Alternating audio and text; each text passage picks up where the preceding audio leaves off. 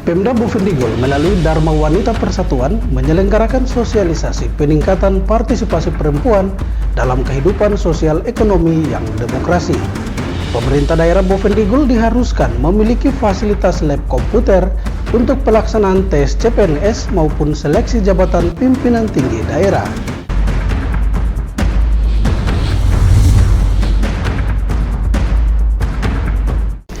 Halo, selamat pagi Bapak Mama dan Mbak Saudara dong semua. Senang sekali saya Fernando Kakurung kembali menjumpai Anda dalam tayangan Infodigul. Edisi hari ini Sabtu 19 Oktober 2024. Selain topik berita tadi, sejumlah berita lainnya akan kami sajikan untuk Bapak Mama dong semua. Dan inilah Infodigul selengkapnya.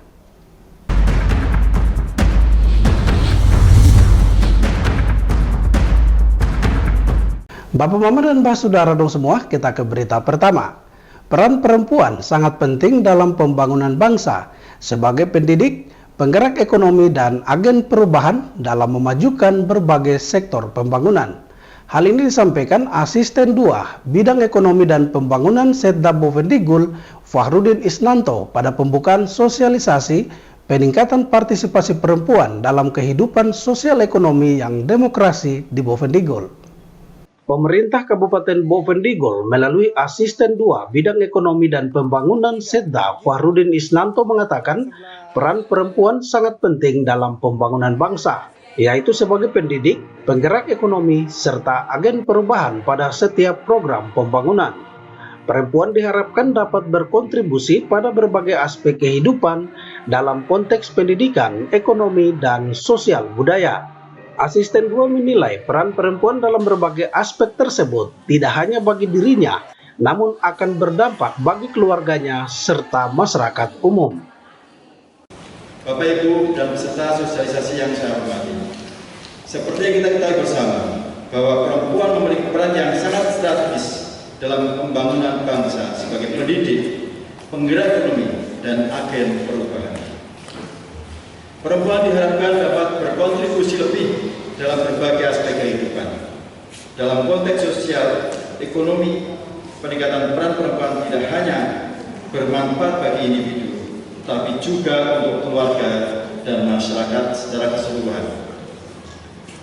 Melalui program-program pemberdayaan yang kita laksanakan, kita ingin memastikan bahwa perempuan memiliki akses terhadap pendidikan, pelatihan, dan peluang ekonomi. Dengan demikian, perempuan akan mampu berpartisipasi secara aktif dalam proses pengambilan keputusan yang demokratis di tingkat keluarga, komunitas, dan pemerintahan.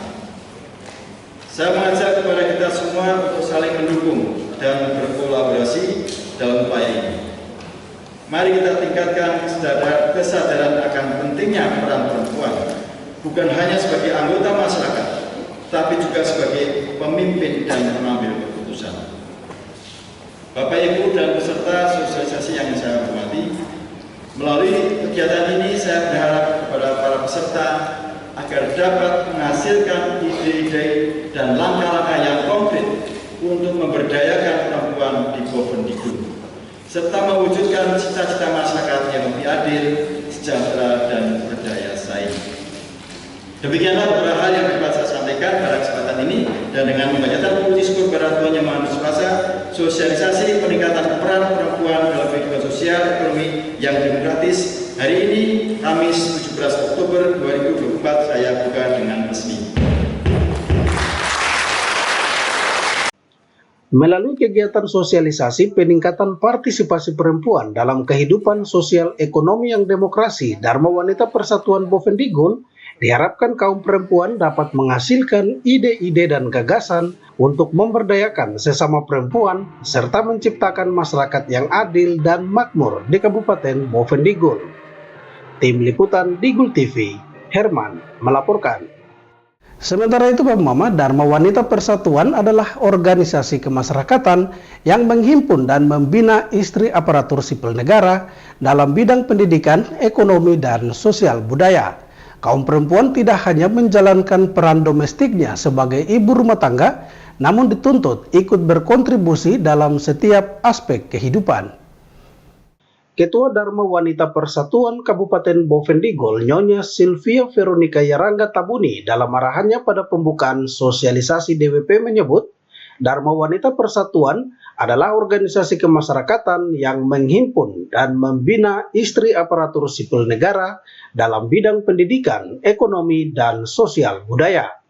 Dharma Wanita Persatuan merupakan organisasi kemasyarakatan yang turut berperan penting dalam pembangunan bangsa. Untuk itu, Dharma Wanita Persatuan Bovendigol bertekad meningkatkan sumber daya anggotanya agar mereka dapat mencapai Dharma Wanita yang Center of Excellence. Pertama-tama, patut kita panjatkan puji dan syukur kehadiran Tuhan Yang Maha Kuasa, karena kasih dan penyertaan-Nya kita boleh hadir di tempat ini dalam keadaan sehat walafiat. Dharma Wanita Persatuan adalah organisasi kemasyarakatan yang menghimpun dan membina istri aparatur sipil negara dengan kegiatan dalam bidang pendidikan, ekonomi, dan sosial budaya. Sebagai organisasi kemasyarakatan yang turut berperan dan berkiprah dalam pembangunan bangsa, Dharma Wanita bertekad untuk senantiasa meningkatkan sumber daya anggotanya sehingga dapat mencapai tujuan Dharma Wanita sebagai Center of Excellence. Sebab perempuan harus melaksanakan peran domestiknya tidak hanya sebagai ibu rumah tangga, juga kami dituntut untuk berkiprah dalam bidang pendidikan, ekonomi, dan sosial budaya sebagai manifestasi peran kami secara publik. Besar harapan kami adalah bahwa lewat kegiatan ini ada manfaat besar yang dapat diambil oleh ibu-ibu, juga terkhusus bagi kami seluruh kaum perempuan, sehingga kepada peserta sosialisasi hari ini diharapkan agar sosialisasi ini dapat meningkatkan partisipasi perempuan dalam bidang sosial, ekonomi, dan demokrasi, terutama bagi kami anggota-anggota Dharma Wanita Persatuan untuk dapat mengikuti dengan seksama dan cermat agar apa yang didapatkan dari kegiatan ini dapat diimplementasikan dalam organisasi maupun dalam peran-peran lain yang dapat membangun. Selain itu, dirinya menjelaskan perempuan tidak hanya menjalankan peran domestiknya sebagai ibu rumah tangga, namun perempuan juga dituntut agar berkiprah dalam bidang pendidikan, ekonomi, dan sosial budaya, sebagaimana investasi peran perempuan di ranah publik. Selain itu, Nyonya Silvia juga mengajak anggota Dharma Wanita agar melalui kegiatan ini dapat memberikan manfaat yang besar bagi ibu-ibu dan juga kaum perempuan di Kabupaten Bovendigol. Tim Liputan Digul TV, Herman mengabarkan. Bapak, Mama, dan Mbah Saudara dong semua, jangan kemana-mana, Info Digul akan kembali sesaat lagi. Tetaplah bersama kami.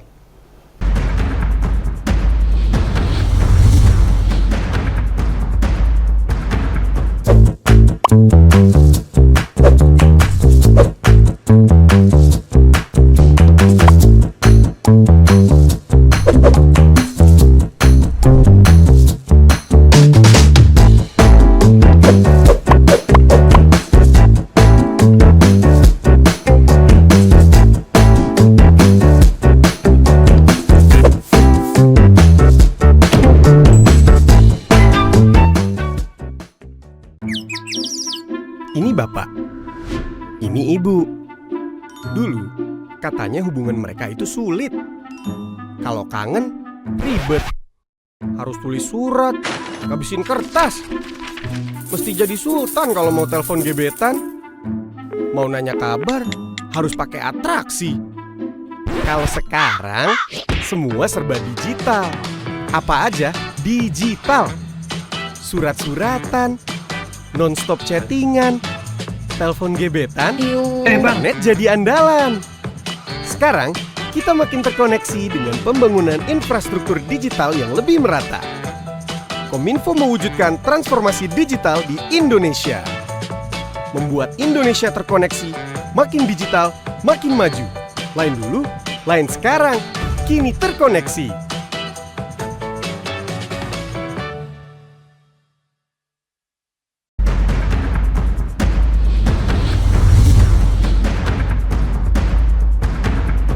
Terima kasih Bapak Mama, Anda masih bersama kami. Kita kembali ke info selanjutnya. Pemerintah daerah Bovendigul diharuskan memiliki bangunan yang dilengkapi dengan fasilitas lab komputer dan jaringan internet yang memadai untuk menunjang pelaksanaan tes CPNS maupun seleksi jabatan pimpinan tinggi daerah. Hal ini disampaikan pelaksana tugas Kepala Badan Kepegawaian dan PSDM Bovendigul, Antonius Harbelubun. Pelaksanaan seleksi kompetensi dasar CPNS yang sudah dimulai pada tanggal 17 kemarin mendapat perhatian serius dari pelaksana tugas Kepala Badan Kepegawaian Daerah dan PSDM Bovendigul, Antonius Harbelubun. Menurutnya hingga saat ini pemerintah daerah masih bergantung pada fasilitas sekolah untuk menyelenggarakan seleksi CPNS. Padahal pemerintah sudah seharusnya memiliki bangunan khusus yang dilengkapi dengan fasilitas yang memadai seperti lab komputer dan jaringan internet. Anton menjelaskan dengan fasilitas ini pemerintah bisa melaksanakan tes CPNS maupun seleksi jabatan pimpinan tinggi daerah tanpa mengganggu aktivitas belajar mengajar para siswa SMK Negeri 1 Tanah Merah.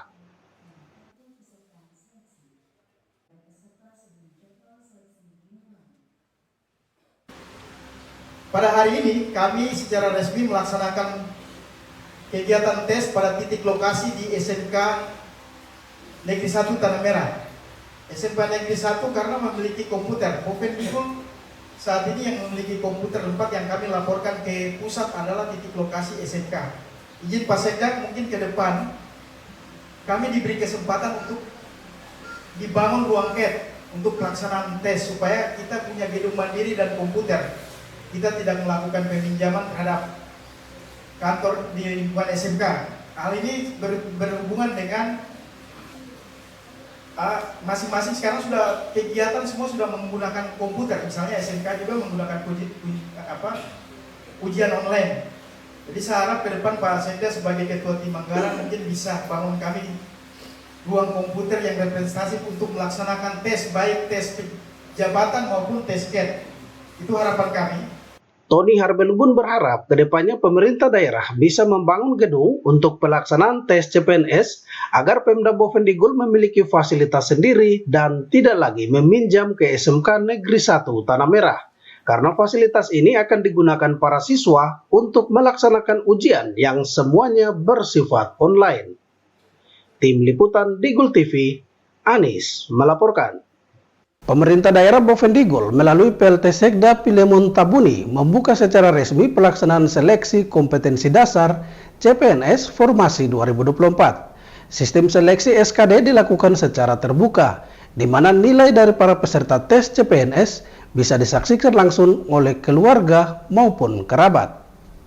Acara pembukaan seleksi kompetensi dasar calon pegawai negeri sipil dibuka secara langsung oleh pelaksana tugas Sekda Bovendigul Pilemon Tabuni di Lab SMK Negeri 1 Tanah Merah. Pembukaan SKD CPNS tersebut dihadiri para peserta dari 3 sesi hari pertama, yang selanjutnya akan melakukan absen manual dan registrasi secara online di depan ruang tes serta menyaksikan simulasi pelaksanaan SKD bagi peserta sesi pertama. PLT Sekda mengingatkan peserta agar mengerjakan soal dengan sebaik-baiknya dan tidak terburu-buru, karena penentuan lulus dan tidaknya ada pada peserta itu sendiri. BKD dan PSDM Bovendigul telah mempersiapkan semuanya. Dalam hal ini ketentuan aturan dalam pelaksanaan SKD sudah jelas. Para peserta diharapkan mengikuti tes dengan baik dan menjaga kesehatan, sehingga pelaksanaan tes CPNS bisa diikuti dengan aman dan lancar sampai selesai. PLT Sekda lanjut menjelaskan seleksi kompetensi dasar tersebut tidak tertutup. Hasil dari para peserta bisa disaksikan langsung oleh keluarga maupun kerabat. Penentuan lulus dan tidaknya tergantung dari para peserta sendiri dan tidak seperti tes-tes sebelumnya yang masih manual dan diberikan toleransi.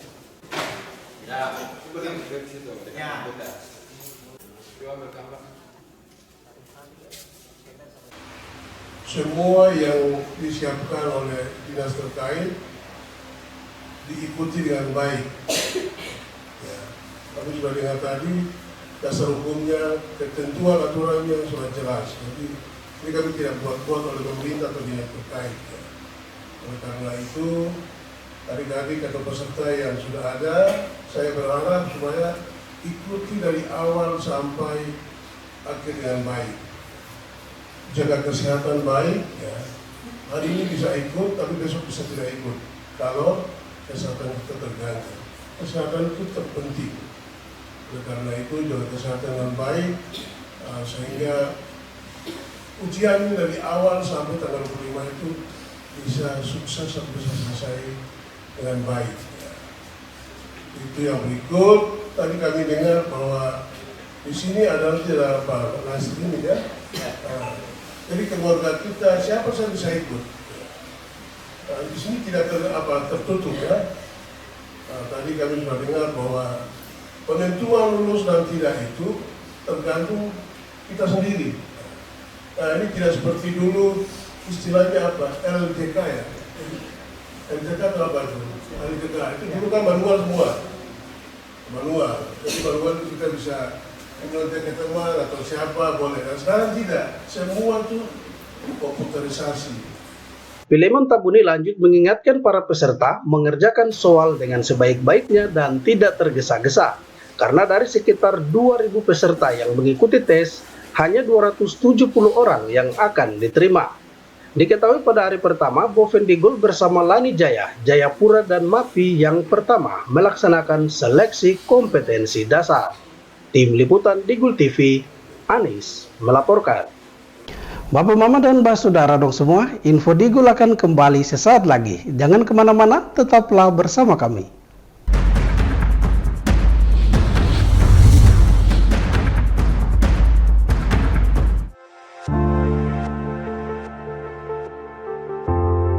Dunia terasa asing.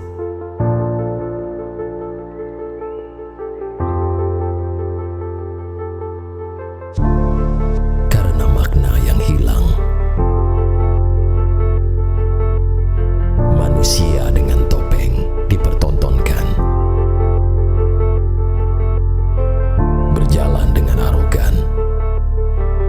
Hanya untuk menutupi kekurangan.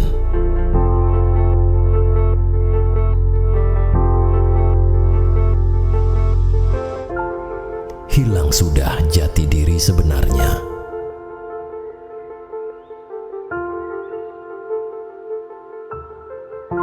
Jujurlah, walaupun menyakitkan.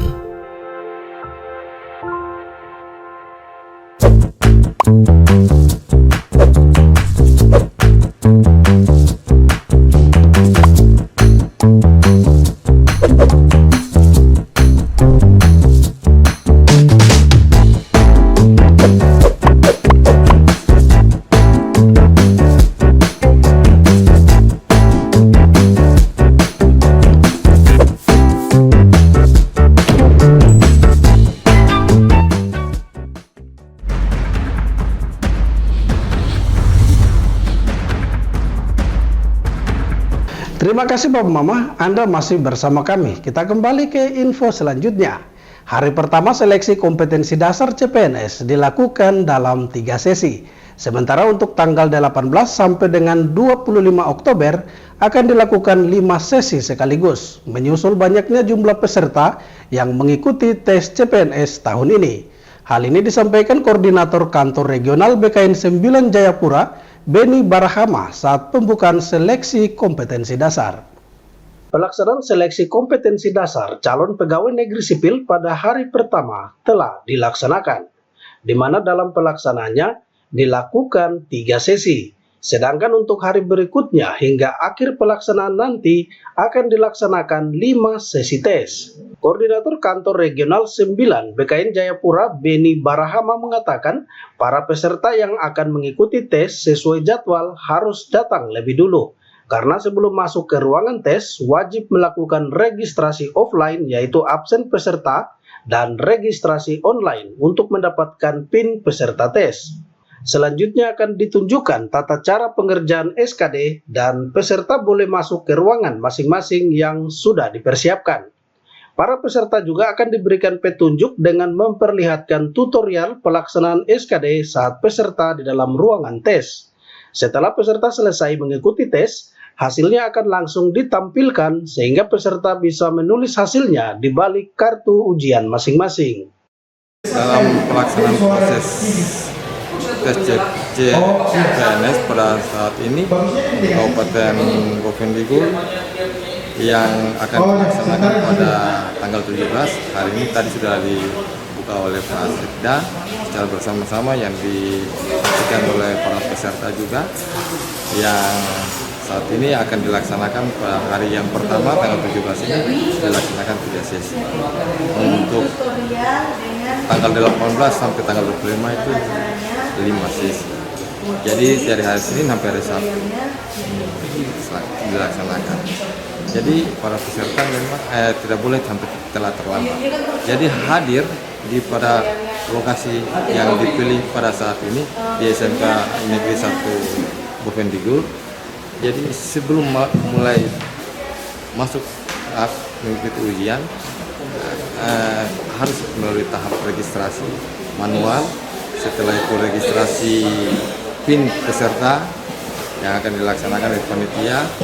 Setelah itu masuk nonton tutorial di ruang stereo ini. Setelah itu ada video tutorial yang akan nanti diputar. Bagaimana petunjuk pada saat peserta ada di dalam ruang tes bisa melaksanakan menggunakan membaca soal dengan menggunakan mouse. Dan itu juga ada punya waktu ujiannya. Masing-masing peserta berbeda waktu ujiannya. Setelah itu apa yang mereka laksanakan, hasil ujiannya tuh akan keluar langsung. Peserta bisa langsung catat hasil ujiannya di balik kartu ujian.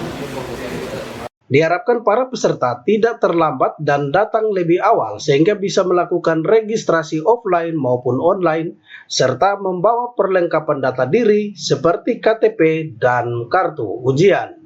Tim Liputan Digul TV, Anis melaporkan. Bapak Mama dan Mbak Saudara dong semua, kita beralih ke berita lainnya. Pastor Paroki Hati Kudus Tanah Merah, Yakub Taufan MSC, mempertanyakan progres pembangunan gedung gereja yang belum terrealisasi. Sementara anggarannya diperkirakan mencapai 2 miliar rupiah lebih. Pastor Paroki Hati Kudus Tanah Merah, Yakub Taufan MSC, mempertanyakan kelanjutan dari proses pembangunan gereja Paroki Hati Kudus Tanah Merah. Menurutnya selama 1 tahun belum ada aktivitas pembangunan gedung gereja. Padahal sebelum itu dirinya sudah pernah bertemu dengan Kepala Dinas PUPR dan juga Ketua Panitia Pembangunan. Namun informasinya proyek pembangunan gedung gereja sedang dilelang untuk dikerjakan. Dijelaskan Pastor Paroki, anggaran pembangunan gedung gereja yang digadang-gadangkan memakan biaya sekitar 2,1 miliar rupiah tersebut hingga kini hanya bangunan pondasi dan tiang-tiangnya. Sementara yang lainnya belum dibangun, sehingga hal itu menjadi pertanyaan bagi umat sekaligus pihak gereja yang berharap proses pembangunan dapat direalisasikan dalam tahun ini. Nah, mengenai soal kendala yang dihadapi oleh gereja, kenapa selama tahun 2024 ini sudah hampir setahun ini tidak ada aktivitas pembangunan untuk kelanjutan dari pembangunan pusat paroki ini. Ya, kebetulan saya juga baru pindah ke sini. Ya, saya belum lama di sini. Jadi saya melanjutkan apa yang sudah dibuat oleh pendahulu saya di sini, teman saya Pastor Alvin Guarlele pada waktu itu yang sudah saya gantikan. Yang jelas bahwa selama setahun ini memang tidak ada aktivitas pembangunan. Saya mendengar bahwa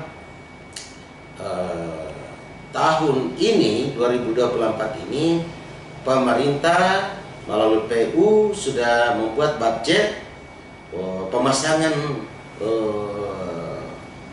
baja berat dan pemasangan atap untuk pembangunan gereja ini senilai 2,1 M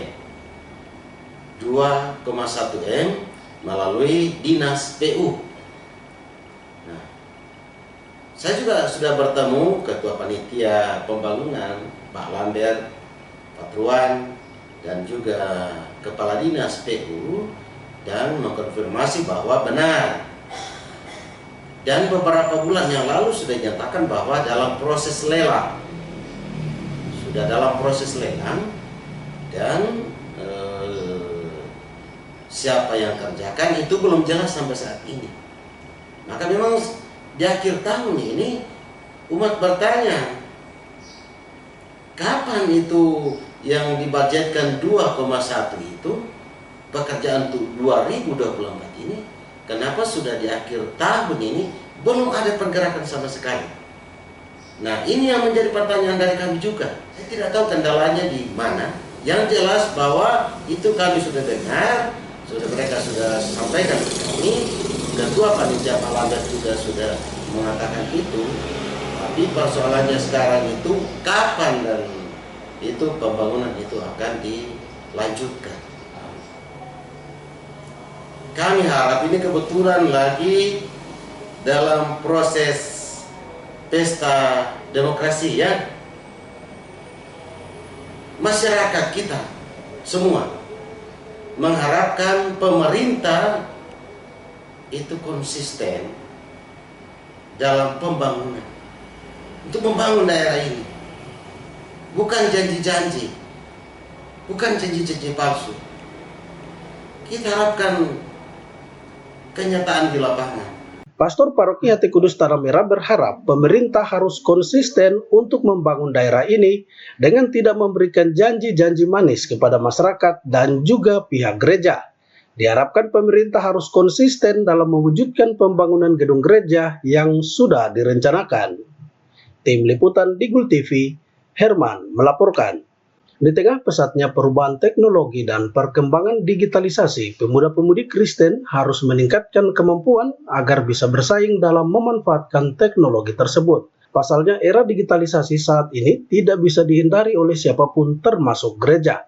Hal ini disampaikan Ketua Kompel Klasis Bovendigul, Aryok Sarangga, pada perayaan HUT PPGPI Papua ke-39 di Jemaat Betel Tanah Merah. Menurutnya di era digitalisasi saat ini menuntut pemuda tentang keterbukaan informasi yang dapat membentuk moral iman pelayanan yang baru bagi pemuda. Untuk itu Aryok Sarangga mengajak pemuda agar mahir dalam menggunakan perangkat digital dan selalu mengupdate perkembangan teknologi dan informasi terkini. Di tengah lajunya perkembangan teknologi informasi, Ketua Kompel Klasis Bovendigul mengajak pemuda harus mampu melihat pertumbuhan iman pemuda PPGPI dalam lingkungan gereja. Tim Liputan Digul TV, Nober, mengabarkan. Bapak Mama dan Mbak Saudara dong semua, dengan berakhirnya informasi tadi, sekaligus mengakhiri perjumpaan kita dalam Info Digul pagi ini. Terima kasih atas kebersamaan Bapak Mama dong semua, dan terimalah salam persaudaraan kita, Nuk Bagen, Gup Bagenep, Gup Bagenep, Nuk Bagen. Saya ada karena kamu ada karena saya ada. Saya Fernando Kakurung mewakili seluruh kerabat redaksi yang bertugas. Mohon pamit undur diri. Selamat pagi dan sampai jumpa.